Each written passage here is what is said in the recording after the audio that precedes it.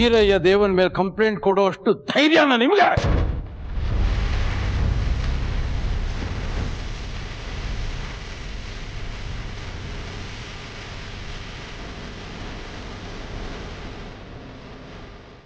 ಸಿಂಹ ಕಣ್ಣ ಕಂಡ್ರೇನೆ ಬೇಟೆ ಆಡುತ್ತೆ, ನಿನ್ನ ಕೆಣಕಿದ್ರೆ ಬಿಡತ್ತಾ?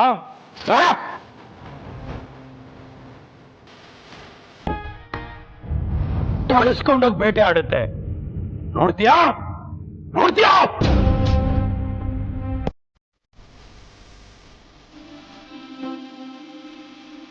ವೀರಣ್ಣ, ಬೇಟೆ ಅಂತೆಲ್ಲ ಮಾತಾಡ್ತಿದ್ದೀರಲ್ಲ, ನಾವ್ಯಾಕೆ ನಿಮ್ ವಿರುದ್ಧ ಕಂಪ್ಲೇಂಟ್ ಕೊಡ್ಬೇಕು?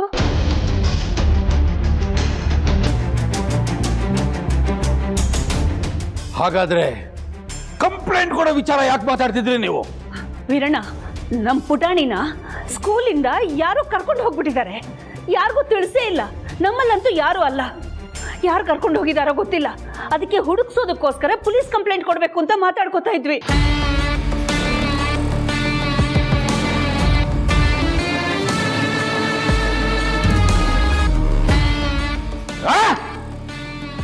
ನನ್ನ ಮೊಮ್ಮಗಳನ್ನ ಮುಟ್ಟೋ ಧೈರ್ಯ ನನಗಲ್ದೆ ಇನ್ಯಾವನಿಗಿದೆ?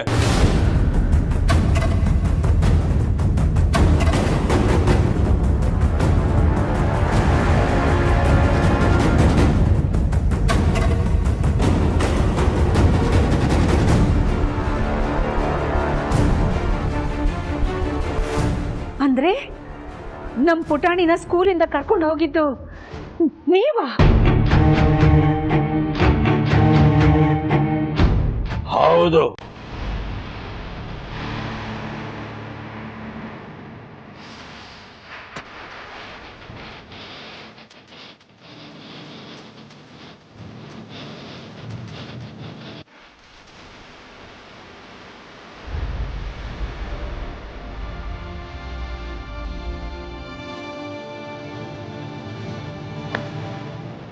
ಹೇಗಿತ್ತು ನಾನು ಮಾಡಿದ್ದು ತಮಾಷೆ?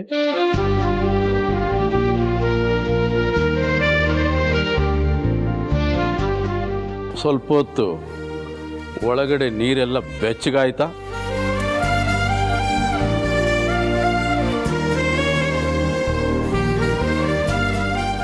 ಅಲ್ಲ ವೀರಣ್ಣ, ನಮ್ ಪುಟಾಣಿ ಕಾಣ್ತಿಲ್ಲ ಅಂತ ನಮ್ಗೆಲ್ಲ ಅದೆಷ್ಟು ಗಾಬರಿ ಆಗಿತ್ತು ಗೊತ್ತಾ? ನೀವು ಒಳಗ್ ಬರ್ತಾ ಬೇರೆ ಸಿಂಹ ಬೇಟೆ ಅಂತೆಲ್ಲ ಮಾತಾಡ್ಕೊಂಡು ಬಂದ್ರಿ. ಒಂದು ಕ್ಷಣ ಆ ಹಳೆ ಖಡಕ್ ರಣಕಲ್ಲು ವೀರಣ್ಣನ ನೋಡಿದಾಗಾಯ್ತು.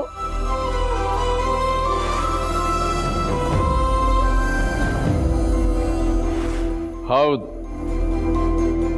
ನಾವು ಯಾವತ್ತಿದ್ರೂ ಖಡಕ್ ಹಾಗೆ ಇರೋದು. ಆದ್ರೆ ಮನಸ್ಸು ಮಾತ್ರ ಮಗು ಥರ ಅಂತ ನಮಗ್ ಗೊತ್ತು ತಾನೆ. ಆದ್ರೆ ಪುಟಾಣಿ ಎಲ್ಲಿದ್ದಾಳೆ ವೀರಣ್ಣ?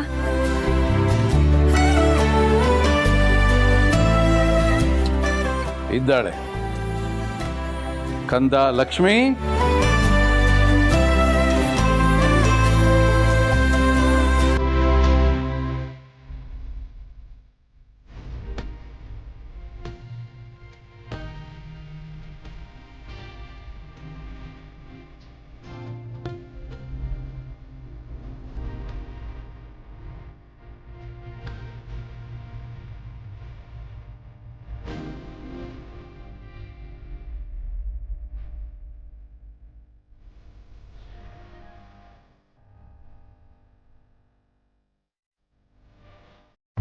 ಪುಟಾಣಿ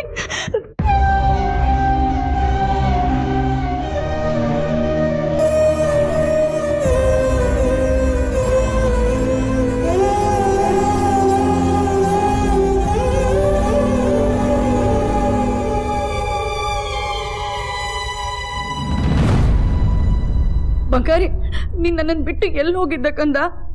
ನನ್ಗೆಷ್ಟು ಭಯ ಆಯ್ತು ಗೊತ್ತಾ?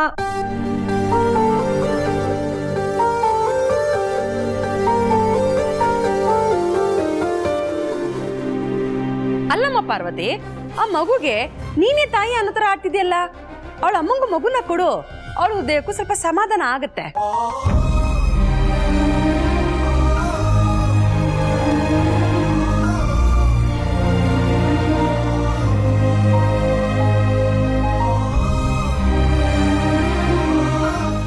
ಕಂದ. ಪುಟಾಣಿ,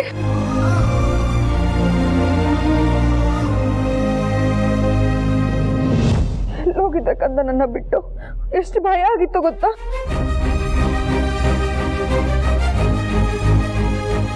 ವೀರಯ್ಯ, ಎಷ್ಟು ದಿನ ಆದ್ಮೇಲೆ ನಮ್ಮ ಮನೆಗೆ ಬಂದಿದ್ಯಾ?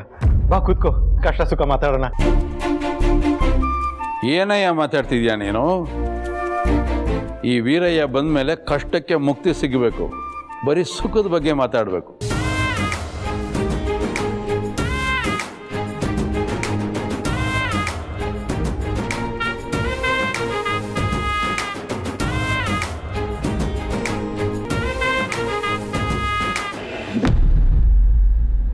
ವೀರಯ್ಯ, ನಮ್ಮ ಪುಟಾಣಿನ ಸ್ಕೂಲಿಂದ ಯಾರೋ ಎತ್ಕೊಂಡು ಹೋಗಿದ್ದಾರೆ ಅನ್ನೋ ವಿಷಯ ಗೊತ್ತಾದ ತಕ್ಷಣ ತುಂಬಾ ಗಾಬರಿ ಆಯ್ತು. ಅದು ನೀನು ಅಂತ ಗೊತ್ತಾದ್ಮೇಲೆ ಸಮಾಧಾನ ಆಯ್ತು. ಪುಟಾಣಿ ಸಿಕ್ಕಿದ್ದಕ್ಕೆ ಸಮಾಧಾನ ಆಯಿತು ಅಥವಾ ನಾನು ಬಂದಿದ್ದಕ್ಕೆ ಸಮಾಧಾನ ಆಯಿತು? ಪುಟಾಣಿ ಸಿಕ್ಕಿದ್ದಕ್ಕೆ ಸಂತೋಷ ಆಯ್ತು, ನೀನ್ ಬಂದೆ ಅಂತ ಸಮಾಧಾನ ಆಯ್ತು.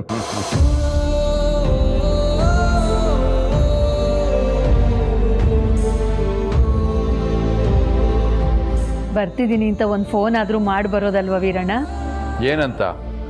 ಶಾಲೆಗೆ ಹೋಗಿ ಮಗುನ ಕರ್ಕೊಂಡು ಹೋಗ್ತೀನಿ ಅಂತಲ?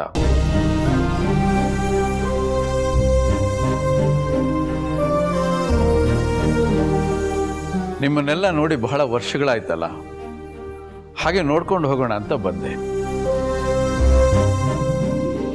ಬರ್ತಾ ದಾರಿಯಲ್ಲಿ ನಮ್ಮ ಮೊಮ್ಮಗಳು ಶಾಲೆಯಲ್ಲಿ ಓದ್ತಿದ್ದಾಳೆ ಅಂತ ಗೊತ್ತಾಯ್ತು. ಆ ಶಾಲೆ ಹತ್ರ ಹೋದೆ ನಾನು. ವೀರಣ್ಣ, ನೀವು ನನ್ನ ಮೊಮ್ಮಗಳು ಅಂತ ಹೇಳ್ತಾ ಇಲ್ಲ, ನಮ್ಮ ಮೊಮ್ಮಗಳು ಅಂತ ಹೇಳ್ತಾ ಇದ್ದೀರಾ. ಇದು ಒಂದು ಚಿಕ್ಕ ಮಾತೇ ಆಗಿರಬಹುದು, ಆದರೆ ಅದಕ್ಕೆ ಬಹಳ ದೊಡ್ಡ ಅರ್ಥ ಇದೆ. ಈ ನಿಮ್ಮ ದೊಡ್ಡ ಗುಣನೇ ಎಲ್ರಿಗೂ ಇಷ್ಟ ಆಗೋದು.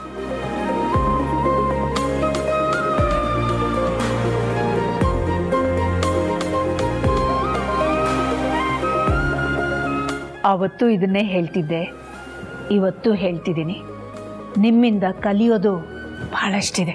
ಅಯ್ಯಯ್ಯೋ, ಅಷ್ಟೆಲ್ಲ ಹೊಗಳಬೇಡ ಅಖಿಲಮ್ಮ ನನ್ನನ್ನು.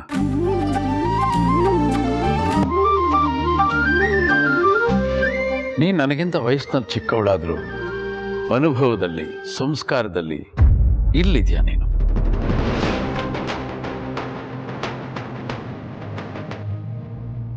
ಈ ಸಾಮ್ರಾಜ್ಯದ ಒಡತಿಯಾಗಿ, ಗಂಡನಿಗೆ ತಕ್ಕ ಮಡದಿಯಾಗಿ, ಮಕ್ಕಳಿಗೆ ತಕ್ಕ ಮಾತೆಯಾಗಿ ನಿನ್ನ ಸೇವೆ ಯುವ ಪೀಳಿಗೆಗೆ ಮಾದರಿ ಆಗುವಂಥದ್ದು.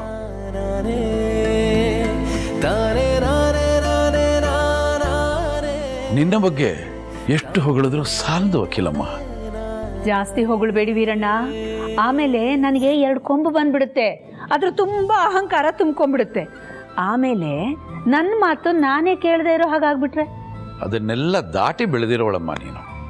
ನಾನೇ ನಿನ್ನನ್ನು ನೆನ್ನೆ ಮೊನ್ನೆಯಿಂದ ನೋಡ್ತಾ ಇದ್ದೀನೇನೋ. ವರ್ಷಾನುಗಟ್ಟಲೆ ನಿನ್ನ ಎಲ್ಲ ಪ್ರಯತ್ನದಲ್ಲೂ ನಿನ್ನ ನಾನು ಗಮನಿಸ್ತಾನೇ ಇದ್ದೀನಿ. ಅಹಂ ಅನ್ನೋದು ನಿನ್ನ ಹತ್ರನೇ ಬಿಟ್ಕೊಂಡಿರಲಿಲ್ಲ.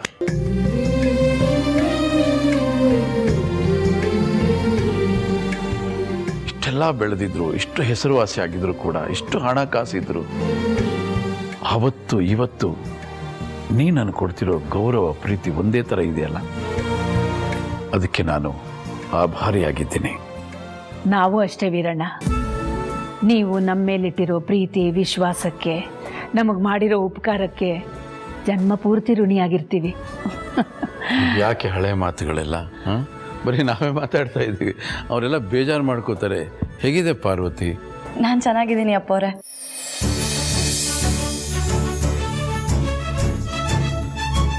ಅದು ಹೇಗಿದೆಯಪ್ಪ? ಚೆನ್ನಾಗಿದ್ದೀನಿ ಮಾವ. ನಾವು ಸೂಪರ್ ಆಗಿದ್ದೀವಿ ವೀರಣ್ಣವ್ರೆ. ನಾನು ಕೇಳಲೇ ಇಲ್ವಲ್ಲ. ತಮಾಷೆ ಮಾಡಿದೆ ಅಷ್ಟೇ. ಹೇಗಿದ್ದೀರಾ ನೀವು ದಂಪತಿಗಳು? ಹಾಲು ಜೇನು ಥರ ಇದ್ದೀವಿ ಅಲ್ವಾ ದಾಮು? ಮತ್ತು ಹಾಲು ಒಂದು ಕಡೆ, ಜೇನು ಒಂದು ಕಡೆ ಇದೆ.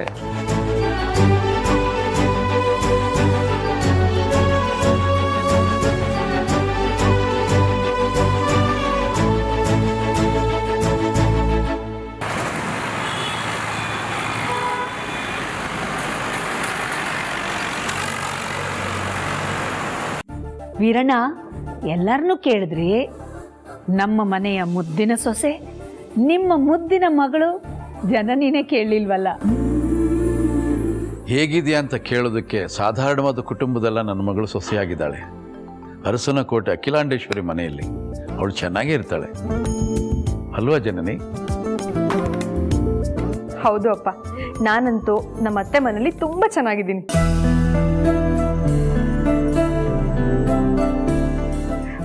ಮತ್ತೆ ಅಪ್ಪ, ಅತ್ತಿಗೆ ಪುಟಾಣಿ ಎಲ್ಲ ಹೇಗಿದ್ದಾರೆ? ಎಲ್ಲರೂ ಚೆನ್ನಾಗಿದ್ದಾರೆ ಮಗಳೇ. ನಿತ್ಯ ನಿನ್ನ ನೆನೆಸ್ಕೋತಾನೆ ಇರ್ತಾರೆ. ಆದ್ರೆ ಆ ಮನೆಯಲ್ಲಿ ಕಾಡೋದು ಒಂದೇ.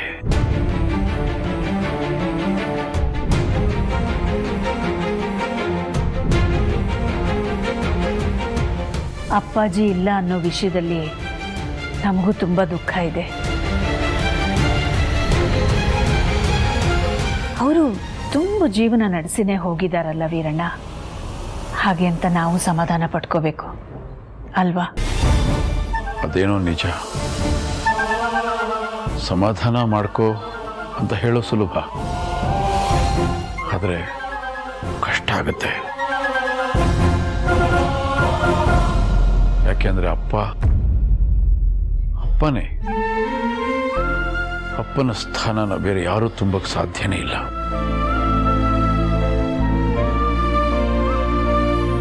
ನಾನು ನಮ್ಮಪ್ಪ ಗೆಳೆಯರು ಹಾಗಿದ್ವಿ. ಆದರೆ ಆ ವಿಧಿಗೆ ಅವ್ರ ಮೇಲೆ ತುಂಬ ಪ್ರೀತಿ ಬಂತು ಅಂತ ಕಾಣುತ್ತೆ. ಬಂದು ಕರ್ಕೊಂಡು ಹೋಗ್ಬಿಡ್ತು. ನಾನೇ ಎಷ್ಟೋ ಸಲ ಬೇರೆಯವ್ರಿಗೆ ಹೇಳಿರ್ತೀನಿ, ಜನ್ಮ ಕೊಟ್ಟವ್ರ ಬೆಲೆ ಗೊತ್ತಾಗೋದು ಯಾವಾಗ ಗೊತ್ತಾ? ನಾವು ಅವ್ರನ್ನ ಕಳ್ಕೊಂಡಾಗ ಮಾತ್ರ ಅಂತ. ಅದನ್ನು ನಾನು ಅನುಭವಿಸ್ತಾ ಇದ್ದೀನಿ ಅಖಿಲ, ನಾನು ಅನುಭವಿಸ್ತಾ ಇದ್ದೆ. ಅವ್ರು ಹೋದ್ಮೇಲೆ ನಾನು ಹುಚ್ಚಾಗ್ಬಿಟ್ಟೆ ಆ ಮನೆಯಲ್ಲಿ.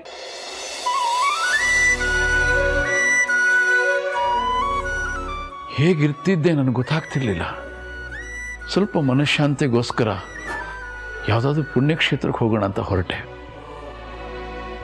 ಹೋಗ್ತಾನೇ ಇದ್ದೀನಿ, ವರ್ಷಗಟ್ಟಲೆ ಹೋಗ್ಬಿಟ್ಟೆ. ಊರೆಲ್ಲ ಮರ್ತೋಯ್ತು ನನಗೆ.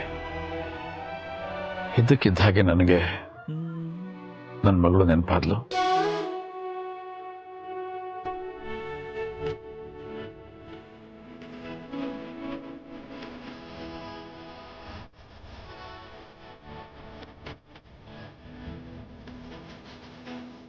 ವೀರಣ್ಣ, ವಯಸ್ಸಾಗ್ಲಿ ಆಯಸ್ಸಾಗ್ಲಿ ನಮ್ಮನ್ನು ಹೇಳಿ ಕೇಳಿ ಮುಂದುವರಿಯೋದಿಲ್ಲ ಅಲ್ವಾ?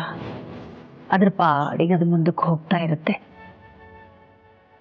ಮಗು ಹುಟ್ಟೋ ದಿನಾಂಕನ ನಿಗದಿಪಡಿಸಿ ಹೇಳ್ಬೋದು, ಆದರೆ ಮನುಷ್ಯ ಸಾಯೋ ದಿನನ ಹೇಳಕ್ಕಾಗಲ್ಲ ಅಲ್ವಾ?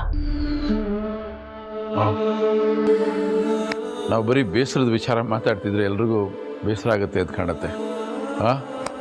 ರಘು, ಏನಪ್ಪ?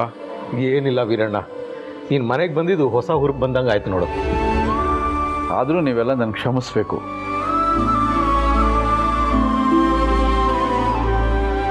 ಯಾಕೆಂದರೆ ನನ್ನ ಮೊಮ್ಮಗು ನೋಡೋ ಉತ್ಸಾಹದಲ್ಲಿ ನಿಮಗೆಲ್ಲ ನಾನು ಏನೂ ತರಲಿಲ್ಲ, ಬರೀ ಕೈಯಲ್ಲಿ ಬಂದ್ಬಿಟ್ಟೆ.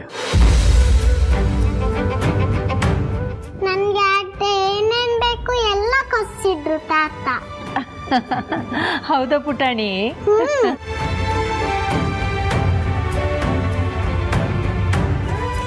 ವೀರಣ್ಣ, ನೀವು ನಮ್ಮನೆಗೆ ಬಂದಿರೋದು, ನೀವು ಕೊಟ್ಟಿರೋ ಪ್ರೀತಿ ವಿಶ್ವಾಸ, ಇದೇ ನಮಗೆ ದೊಡ್ಡ ಉಡುಗೊರೆ. ಇನ್ನೇನು ಬೇಕು ಹೇಳಿ ನಮಗೆ? ನೀನು ಅಮ್ಮನ ಹತ್ರ ಹೋಗು. ಆದ್ರೆ ಇವತ್ತು ನಾನು ನಿನ್ ಜೊತೆಗೇನೆ ಊಟ ಮಾಡ್ತೀನಿ, ಆಯ್ತಾ? ನಾನು ಇವತ್ತು ನಿಮ್ಮ ಜೊತೆಗೆ ಊಟ ಮಾಡ್ತೀನಿ, ಆಯ್ತಾ? ಹೋಗ ಅಮ್ಮನ ಹತ್ರ ಹೋಗು.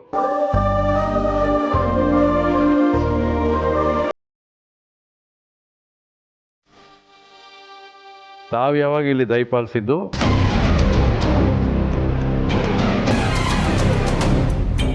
ಬಾವಾ, ನಾನು ಆಗ್ಲಿಂದ ಇಲ್ಲೇ ಇದ್ನಲ್ಲ, ಪಾರ್ವತಿ ಜೊತೆ ಮಾತಾಡ್ತಾ ಇದ್ದಿದ್ದನ್ನ ನೀವೇ ನೋಡಿದ್ರಲ್ಲ.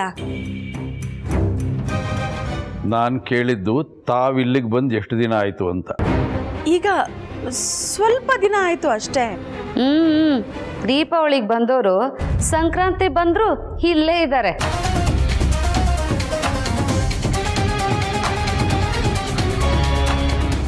ದಾಮಿನಿ, ಏನು ಮಾತು ಅಂತ ಆಡ್ತಿದೀಯಮ್ಮ?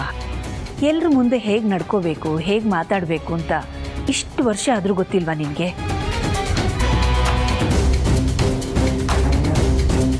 ಸಾರಿ ಅಕ್ಕ, ಕ್ಷಮಿಸಿ, ಬಾಯ್ ತಪ್ಪಿ ಬಂದ್ಬಿಡ್ತು. ನೀನು ಯಾಕೆ ತಾಯಿ ಕ್ಷಮೆ ಕೇಳ್ತೀಯ? ಬೀಗರು ಮನೆಗೆ ನಾವು ಯಾರಾದರೂ ಬಂದರೆ ಒಂದು 4 ದಿನ ಇರಬೇಕು, ರುಚಿಯಾದ ಅಡುಗೆ ಮಾಡಬೇಕು, ಊಟ ಮಾಡಬೇಕು, ಒಳ್ಳೆ ಮಾತಾಡಬೇಕು, ಹೊರಟು ಬಿಡಬೇಕು. ಅದು ಬಿಟ್ಬಿಟ್ಟು ಹೊದ್ಕೊಳ್ಳೋಕ್ಕೆ ಮಲ್ಕೊಳ್ಳೋಕ್ಕೆ ಇಲ್ಲೆಲ್ಲ ಒಳ್ಳೆ ಬೆಲೆ ಬಾಳಂತ ಹಾಸಿಗೆ ದಿಂಬು ಇದೆ, ಎ ಸಿ ಇದೆ ಅಂದ್ಬಿಟ್ಟು ಇಲ್ಲೇ ಸೆಟ್ಲಾಗ್ಬಿಟ್ರೆ ಹೆಂಗಮ್ಮ ಅಲ್ವಾ?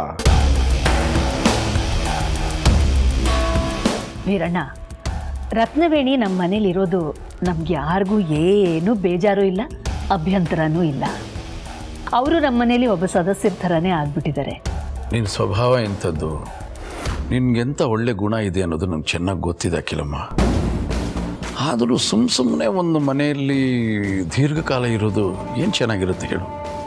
ಅದೇನೋ ಹೇಳ್ತಾರಲ್ಲ, ಕೆಲಸ ಕಾರ್ಯ ಇಲ್ಲದೆ ಇರೋರು ಮನೆ ಹೊರಗಡೆ ಕೂತ್ಕೊಂಡು ಕೂದಲು ಕೆದಕೋತಾ ಇರ್ತಾರಂತೆ. ಹಾಗಾಗಲ್ವೇ ಇದು?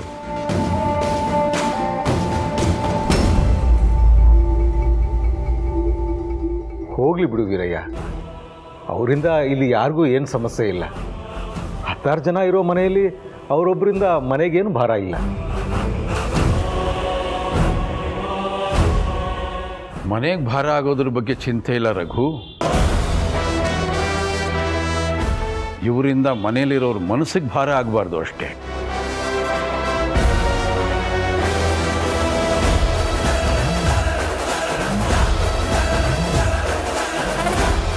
ಅಪ್ಪ, ಚಿಕ್ಕಮ್ಮ ಮನೆಯಲ್ಲೇ ಇದ್ದು ನನ್ನನ್ನು ಪುಟಾಣಿನೆಲ್ಲ ತುಂಬ ಚೆನ್ನಾಗಿ ನೋಡ್ಕೊಳ್ತಾ ಇದ್ದಾರೆ.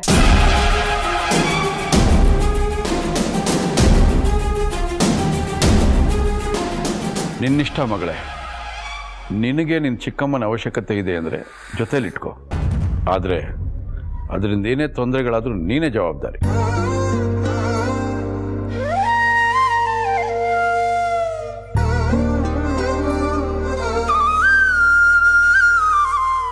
ಸರಿ ವೀರಯ್ಯ, ಫ್ರೆಶ್ ಆಗು, ಊಟ ಮಾಡೋಣ ಎಲ್ಲರೂ. ಮಾರುತಿ, ಟವೆಲ್ ಕೊಡಮ್ಮ. ಸರಿ ಮಾವ.